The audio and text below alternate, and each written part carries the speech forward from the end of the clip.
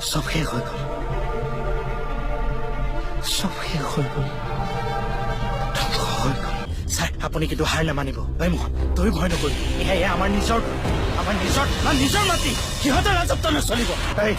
অসমীয়াক যদি ইংৰাজ খেদিব পাৰো অসমীয়াক যদি মান আৰু মোগলক খেদিব পাৰো ছাৰ অসমীয়াই বাংলাদেশীকো দৌৰাই খেদিব পাৰিম পাৰিবি নে নোৱাৰ পাৰিম ছাৰ